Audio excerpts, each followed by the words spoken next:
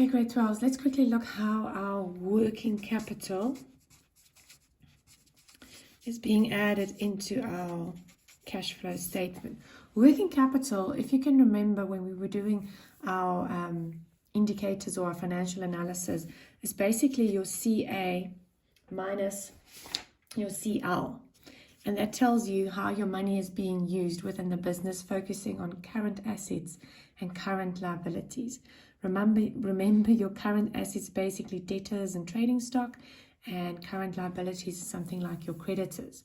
So what we first of all, I'm just going to give you some random amounts and take a look at them. First of all, let's just look at your inventories, or if we have to simplify it and just say your stock. This will include your consumable stores because you're looking at your balance sheet. What are they saying about your inventories? So for inventories, let's say we look at this year, for 2020, you had 100,000 rands worth of stock on hand.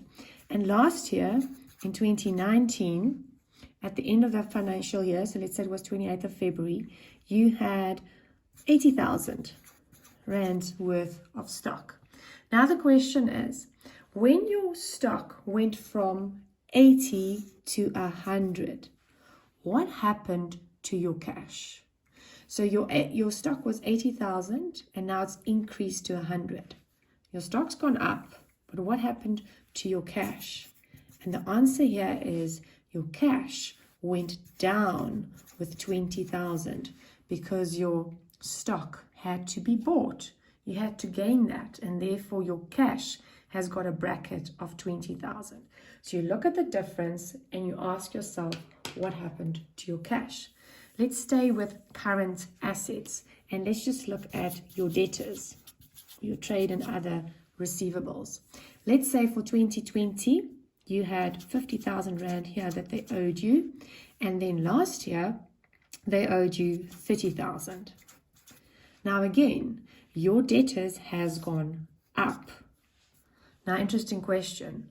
If your debtors went up, what probably happened to your cash? Did you get more cash from them or less? Okay, so the answer here is when your debtors goes up, it means you are borrowing more money or more of your working capital to your debtors. You're making it available to them. So your cash flow looks a little bit worse because people are borrowing more from you. If it was the other way around, let's say you had 50,000 in 2020 and last year you had 60,000. That means your debtors decreased. You received more cash from them. And in that instance, it would have been a positive cash impact. There would have been a 10,000 rand that has gone up. Okay, let's look at finally at your creditors. What happens, and this is trade and other payables, but I simplified with creditors, the word creditors. Oh no, I actually wanted to use pink. Come on, stick with the colors here. Otherwise we get so confused if they're all the same color. So with your creditors, let's say this here, they owe us 80,000, okay? And last year, we owe them 100. So what's happened to my creditors, it has decreased. If my creditors, the money I owe to suppliers, decreased, what happened to my cash? For me to make this smaller, I obviously had to spend some money. I had to pay some cash. So my cash went down. Use a different scenario. Let's say we owe them 80 this year, but last year we only owed them 50. So what's interesting here now is I am borrowing more money. That means my cash flow actually improved. I've got more working capital available to make use of because I can borrow this money and pay it back later. So my cash flow looks better.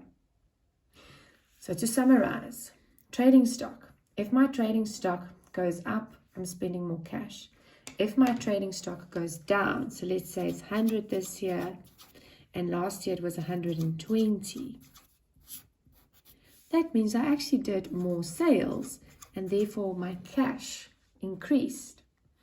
And then with debtors and creditors, same scenario. You ask yourself, first of all, looking at the two amounts, what happened to my cash rather than what happened to my debtors?